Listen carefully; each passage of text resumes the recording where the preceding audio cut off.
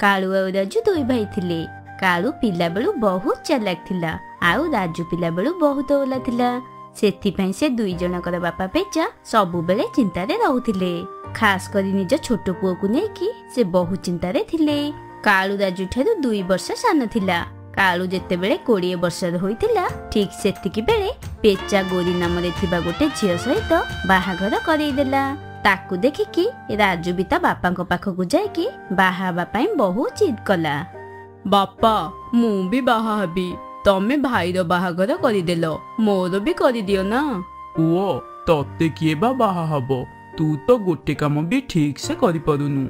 मु मरी जीवा परे तू कौन खाइबु के जानी, आउ तो स्त्री को कौन खुआइबु? से सब मु संभाली देबी बापा, तमे बास मोर बाहाघर खाली करि दियो। पेचा गोटे मिनिट पई राजी हेई गला। हेले कालू ए सब करबाकू देलानी। से कहिला, बापा तम परे परे ए मूर्ख को मते ही संभालिबाकू पड़िबो। मु तो यार खर्च उठेई दउची, हेले ता स्त्री को मु केमिति संभालिबी? मु धर्मशाला खोलिनी जे समस्त को आनी के घरे रखिबी।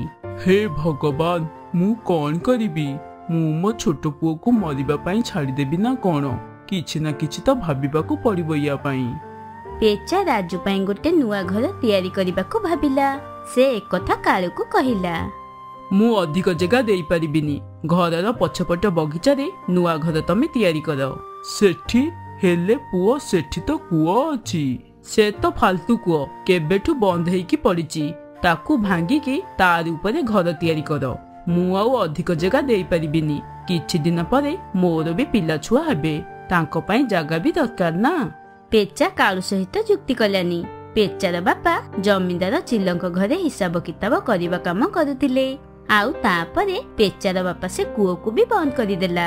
सेबेठू से कुओ सेमिति ही पड़िची। सेठिकी केही जिबा आसीबा भी करू नाहंती। कालू ता सान भाई को बस सेतिकी ही जगह देला। पेचा कुओ को भांगिकी से जगह उपरे गोटे घर तैयारी करिदेला। से घर चाଳ घर होइतिला। सेई चाଳ घरे पेचा राजू को सांगरे नेकी रहिला। गोरी तांकु बास गोटे वक्त खाइबा दबा भी बंद करिदेला।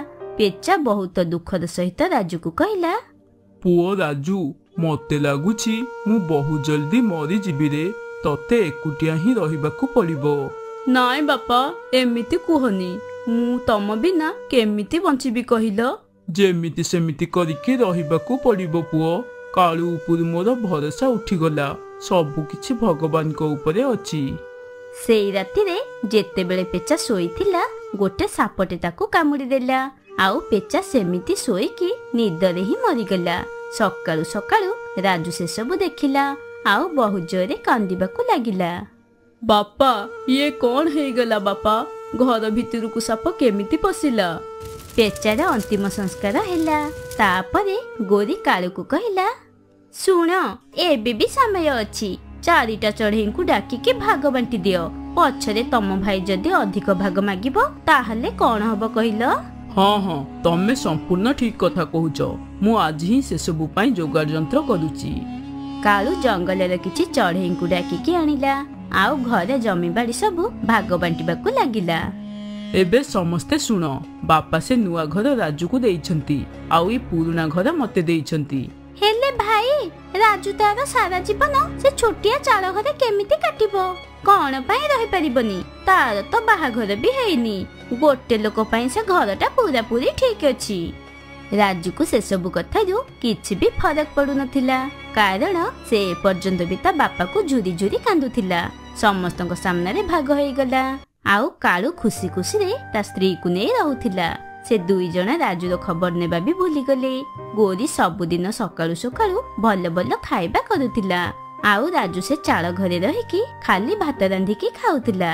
राजू सबुदिन सकाळू नई पाखकू चाउल धोइबाकू जाए। गोटे दिन द्विप्रहर को से गोटे झियो को नई रे लुगा सफा करुथिबार देखिला। से झियर ना थिला टिकी। टिकी से जंगलर झियो थिला। से अनाथ थिला। आउ समस्तंग घरे काम करुथिला। टिकी भी राजू को देखिला। तमे सबु बेले एठिकी चाउल धोइबाकू आसुच? हाँ आउ तमे? मु केते बेले केमिति लुगा सफा करिबाकू एठिकी आसे। हेले एबेठू मु सबुदिन आसीबी। राजू बोका थिला सत। हेले टिकीर इशारा को से बुझीगला। से दुई जण सबुदिन देखा करिबाकू लागिले। ଆଉ ଦୁଇ ଜଣଙ୍କ ଭିତରେ ଭଲ ପାଇବା ବଢିବାକୁ ଲାଗିଲା। ରାଜୁ ଟିକିକି କହିଲା, ଟିକି ତମେ କଣ ମତେ ବାହା ହବ? ଆଚ୍ଛା, ତମର ତାହେଲେ ବାହା ହେବା ପାଇଁ ବହୁତ ଇଚ୍ଛା ଅଛି ନା? ବାହାଘର ପରେ ମତେ ତମେ ନେଇ କୋଉଠି ରଖିବ? ସେ ଚାଳ ଘରେ? ଆଉ ଖାଇବାକୁ କଣ ଦବ? ଶୁଖିଲା ଭାତ? କାଇଁ ତମେ କଣ ମୋ ସହିତ ଶୁଖିଲା ଭାତ ଖାଇକି ରହିପାରିବନି? ରହିପାରିବି, ହେଲେ ସତ କଥା ହେଲା ଆଜିକାଲି ଦୁନିଆରେ ପଇସା ହିଁ ସବୁ କିଛି। କିଛି କାମଧନ୍ଦା ଖୋଜ, ତାପରେ ଆମେ ଦୁଇ ଜଣ ବାହା ହେଇଯିବା, ଆଉ କୁଆଡେ ଗୋଟେ ଦୂରକୁ ଚାଲିଯିବା। ରାଜୁ କାମ ଖୋଜିବାକୁ ଲାଗିଲା, ହେଲେ ଜଙ୍ଗଲରେ ସମସ୍ତେ ଜାଣିଥିଲେ କି ରାଜୁ ଦ୍ୱାରା କୌଣସି ବି କାମ ହବନି। ସେଥିପାଇଁ କେହି ବି ରାଜୁକୁ କାମ ଦେଲେନି। ଏମିତି ହିଁ କିଛି ଦିନ ବିତିଗଲା। ରାଜୁର ଘର ଭିତରକୁ କେବେ କେବେ ସାପ ପଶି ଆସୁଥିଲା। ରାଜୁ ଝରକା ବନ୍ଦ କରିକି ଶୋଉଥିଲା, ତାପରେ ବି ସାପ ଆସି ଯାଉଥିଲା। ଏ ସାପ କୋଉଠୁ ଆସୁଛି? ଏମିତି ଘରେ ମୁଁ ଟିକିକି କେମିତି ରଖିବି, ଯେଉଁଠିକି ସବୁ ରାତିରେ ସାପ ପଶୁଛି? ମୋ ମୁହଁକୁ ଲାଜ ଲାଗିବା କଥା। କିଛି କାମ ବି ମିଳୁନି ମତେ। ଅଧରାତି ହେଇଯାଇଥିଲା। ଠିକ ସେତିକି ବେଳେ ରାଜୁ ଦେଖିଲା କି ଗୋଟେ ସାପ ଘରର ଗୋଟେ କୋଣରେ ଗୋଟେ ଗାତରେ ପଶିଗଲା। ଏ ଘର ତଳେ ଖାଲ ଅଛି ନା କଣ? ଆରେ ହଁ ତ, ଏଠି ତ କୂଅ ଥିଲା। ଯାଇକି ଟିକେ ଦେଖେ, ସାପକୁ ଏଠୁ ବାହାରକୁ ବାହାର କରିବାକୁ ପଡିବ। ରାଜୁ ସେ ଗାତ ଭିତରକୁ ଦେଖିଲା, ଆଉ ସେ ଦେଖିଲା କି ସେ ଗାତ ଭିତରେ କଣ ଗୋଟେ ଚକମକ ହଉଛି। ରାଜୁ ତା ଭିତରକୁ କାଠିଟେ ମାରିଲା, ଆଉ ସେ କାଠିରେ ଗୋଟେ ସୁନାହାର ବାହାରକୁ ଆସିଲା। ତାକୁ ଦେଖିକି ରାଜୁର ହୋସ ଉଡ଼ିଗଲା। ସୁନାର ହାର? ଇଏ ତ କମାଲ ହେଇଗଲା। ସୁନାର ଖଣି ମିଳିଗଲା ମତେ। ରାଜୁ ସାଙ୍ଗେ ସାଙ୍ଗେ ସେ ଗାତକୁ ଆହୁରି ଖୋଳିବାକୁ ଲାଗିଲା। ସେ ଗାତ ଭିତରୁ ସେ ସାପ ବାହାରିକି ଘର ଭିତରକୁ ଚାଲିଗଲା, ଆଉ ରାଜୁକୁ ବହୁତ ସାରା ସୁନା ମିଳିଲା। ସେ କୂଅ ପୁରାପୁରି ସୁନାରେ ଭର୍ତ୍ତି ହେଇଥିଲା। ସେ ସୁନା ରାଜୁର ଭାଗ୍ୟରେ ଥିଲା। ଯୋଉ ଭାଗ କାଳୁ ରାଜୁକୁ ଦେଇଥିଲା, ସେଇ ଭାଗରେ କୋଟି କୋଟି ଟଙ୍କାର ସୁନା ଥିଲା। ରାଜୁ ପୁରା ଧନୀ ହେଇଗଲା, ଆଉ କାଳୁ ସେମିତି ହିଁ ଦେଖିକି ରହିଲା। ସେ ଜଙ୍ଗଲର ସବୁ ଚଢେଇଙ୍କୁ ଡାକିକି ଭାଗ କରିଥିଲା। ସେଥିପାଇଁ ସେ ସୁନା ଉପରେ ନିଜର ଅଧିକାର କରିପାରିଲାନି। ସେ ନିଜେ ବିଛେଇଥିବା ଜାଲରେ ସେ ନିଜେ ହିଁ ପଡିଗଲା।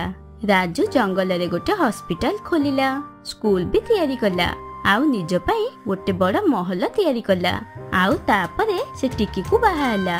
ଏମିତି ପ୍ରକାରେ ଟିକି ଆଉ ବୋକା ରାଜୁ ଖୁସିରେ ଜୀବନ ବିତେଇବାକୁ ଲାଗିଲେ। ଆସ ଆସ, ମୁଁ ତମ ଦୁଇ ଜଣଙ୍କୁ ହିଁ ଅପେକ୍ଷା କରିଥିଲି। ଝିଅ ଶୁଆ, ଯା ଜଲ୍ଦି ଯାଇକି ପୂଜା ଥାଳି ନେଇକି ଆସେ, ଆଉ ତ ଭାଉଜ ମାନଙ୍କର ଗୃହ ପ୍ରବେଶ କରିଦେ। ମା, ମୁଁ କଣ ପାଇଁ କରିବି? ଏ ଅଧିକାର ତ ଟିକି ଭାଉଜଙ୍କୁ ଦେବା ଦରକାର। ହେ ଭଗବାନ, ତୁ ମୋ ମୁଣ୍ଡ ଖରାପ କରିଦବୁ। ନୂଆ ବୋହୂ ଆସିବା ମାତ୍ରେ ହିଁ ମୁଁ ଟିକି କଥା ଭୁଲି ଯାଇଛି। ବୋହୂ ଟିକି, ଯା ଜଲ୍ଦି ତ ଯା ମାନଙ୍କର ଗୃହ ପ୍ରବେଶ କରେ। ଟିକି ତାର ଦୁଇଟି ଧନୀ ଯା ମାନଙ୍କର ଗୃହ ପ୍ରବେଶ କରାଇଲା, ଆଉ ରାନୁ ଘରକୁ ଆହୁରି ଦୁଇଟି ବୋହୂ ବି ଆସିଗଲେ। ଆଜି ରାନୁ ବହୁତ ଖୁସି ଥିଲା। ତାର ଦୁଇଟି ପୁଅଙ୍କର ବାହାଘର ହେଇଛି ସେ କାରଣରୁ ନୁହେଁ। ତା ଖୁସିର କାରଣ ହେଲା ତାର ଦୁଇଟି ଯାକ ବୋହୂ ଧନୀ ଘରୁ ଆସିଛନ୍ତି, ଆଉ ସେମାନଙ୍କ ସହିତ ସେମାନେ ବହୁତ ଦାମୀ ଦାମୀ ଆଉ ଭଲ ଯୌତୁକ ବି ଆଣିଛନ୍ତି। ଯାଅ ବୋହୂ ମାନେ, ବହୁତ ରାତି ହେଇଗଲାଣି। ଏବେ ତମେ ଦୁଇ ଜଣ ଯାଇ ନିଜ ରୁମରେ ଶୋଇପଡ। ତମେ ଠିକ କହିଲ ମା। ଏବେ ତ ବହୁତ ଜୋରେ ମୋର ମୁଣ୍ଡ ବି ବିନ୍ଧା ହଉଛି। ମୁଁ ଏବେ ଶୋଇବାକୁ ଯାଉଛି। ହଁ ହଁ, ଯା ଆରାମ କରିବୁ। ରାନୁ ତା ବୋହୂ ମାନଙ୍କୁ ବହୁତ ଭଲରେ କଥାବାର୍ତ୍ତା କରୁଥିଲା। ସେ ହିଁ ତା ବୋହୂ ମାନଙ୍କୁ ନିଜ ନିଜ ରୁମରେ ନେଇକି ଛାଡି ଆସିଲା, ଆଉ ତାଙ୍କ ରୁମରେ ପଡିଥିବା ଦାମୀ ଜିନିଷ ସବୁ ଦେଖିକି ସେ ବହୁତ ଖୁସି ହେଇଗଲା। ଆରେ ବା, ମୋ ପୁଅର ବାହାଘର ତ ବଡ ଘର ଝିଅ ମାନଙ୍କ ସହିତ କରିକି ମୋର ପୁରା ଭାଗ୍ୟ ଖୋଲିଗଲା। ଏମିତି ଜିନିଷ ବିଷୟରେ ମୁଁ ସ୍ୱପ୍ନରେ କେବେ ବି ଭାବିନଥିଲି। ମା, ମା। ହଁ ହଁ ବୋହୂ। ତମେ କଣ ଭାବୁଛ ମା? ତମେ କଣ ଏଇଠି ଠିଆ ହେଇକି ରହିବ? ନାଇଁ ବୋହୂ, ତମେ ମାନେ ଶୁଅ, ମୁଁ ଯାଉଛି। ଏମିତି କହିକି ରାନୁ ଗୋରିର ରୁମରୁ ବାହାରକୁ ପଳେଇ ଆସିଲା। ସେ ମନେ ମନେ ତା ବୋହୂ ମାନଙ୍କର ଯୌତୁକ ଦେଖିକି ବହୁତ ଖୁସି ଥିଲା। ଯେତେବେଳେ ସେ ତଳକୁ ଆସିଲା, ଦେଖିଲା ତା ବଡ ବୋହୂ ଟିକି ଶୋଇବାକୁ ଯାଉଛି। ଏ ଟିକି କୁଆଡେ ଗଲା? ଟିକି। ହଁ ମା। ଏବେ ଘରେ ବାହାଘର ହେଇଛି, କେତେ କାମ ପଡିଛି, ଆଉ ତୁ ଯାଇକି ଶୋଉଛୁ? ନାଇଁ ମା, ମୁଁ ଶୋଇ ନଥିଲି। ମୁଁ ତ ମୋ ଅଣ୍ଟା ସିଧା କରିବାକୁ ଭିତରକୁ ଟିକେ ଯାଇଥିଲି। ତୋ ଅଣ୍ଟା ସିଧା ହେଇଗଲା ତ? ତାହେଲେ ଜଲ୍ଦି ଜଲ୍ଦି ଘରକୁ ସଫା କରିଦେ। ସକାଳୁ ସକାଳୁ ନୂଆ ବୋହୂ ମାନେ ଉଠିଲେ କଣ ଏଇ ଜୋବରା ଘରକୁ ଦେଖିବେ? ମା, ଏବେ ତ ବହୁତ ରାତି ହେଇଗଲାଣି। ଏବେ ଏ ସମୟରେ ଭାଉଜଙ୍କୁ ଟିକେ ଆରାମ କରିବାକୁ ଦିଅ। ସକାଳୁ 3 ଜଣ ଭାଉଜ ମିଶିକି ଘର ସବୁକୁ ସଫା କରିଦେବେ। ତମେ ମାନେ ଗୋଟି ଗୋଟି କରିକି ଏତେ ଜ୍ଞାନୀ କଣ ପାଇଁ ହଉଛ? ମୁଁ କହିଲି ଏବେ ସଫା ହବ ମାନେ ଏବେ ହିଁ ସଫା ହବ। ଆଉ ଏ କଥା ମୁଁ ପଚାରୁନି, ଏଇଟା ହଉଛି ମୋର ଅର୍ଡର। ହଉ ଠିକ ଅଛି ମା, ମୁଁ ବୁଝିଗଲି। ମୁଁ ଏବେ ଜଲ୍ଦି ଜଲ୍ଦି ଘର ସଫା କରିଦଉଛି।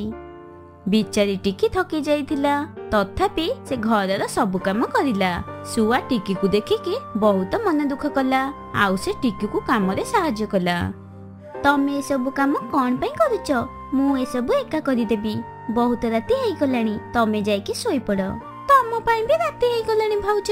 ତମେ ବି ଦିନ ସାରା ଖଟୁଛ। ଏବେ 2 ଜଣ ମିଶିକି କାମ କରିଦେଲେ ଜଲ୍ଦି କାମ ସରିଯିବ। ତାପରେ ସାଙ୍ଗ ହେଇକି 2 ଜଣ ଶୋଇବାକୁ ଯିବା। ହଉ ଠିକ ଅଛି। ନଣନ୍ଦ ଭାଉଜ 2 ଜଣ ମିଶିକି କାମ କଲେ।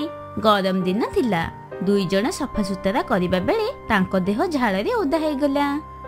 ସବୁ କାମ ସରିଲା। ଠିକ କହିଲ, ହେଲେ ଆମେ 2 ଜଣ ତ ଝାଳରେ ଗାଧେଇ ପଡିଛୁ। ତାହେଲେ ସକାଳୁ ସକାଳୁ ତାଜା ତାଜା ପାଣିରେ ଗାଧେଇବା। ଏବେ ଚାଲ ଶୋଇବାକୁ ଯିବା। ଶୁଆ ଆଉ ଟିକି 2 ଜଣ ନିଜ ରୁମକୁ ଶୋଇବାକୁ ଗଲେ। ଶୁଆ ରୁମରେ ଗୋଟେ ଟେବୁଲ ଫ୍ୟାନ ଥିଲା, ଆଉ ଝରକା ବି ଥିଲା। ଆଉ ସେ ଝରକା ଖୋଲା ଥିଲା। ଶୁଆ ତା ଫ୍ୟାନ ଲଗେଇକି ଶୋଇପଡିଲା। ହେଲେ ଟିକିର ରୁମ ପୁରାପୁରି ବନ୍ଦ ଥିଲା। ତା ରୁମରେ କିଛି ବି ଝରକା ନଥିଲା, ଆଉ ତା ସହିତ ତା ରୁମରେ ଗୋଟେ ଫ୍ୟାନ ବି ଥିଲା, ଯିଏ କି ବହୁତ ପୁରୁଣା ହୋଇଯାଇଥିଲା, ଆଉ ସେଥିରେ ବେଶୀ ପବନ ବି ହଉନଥିଲା।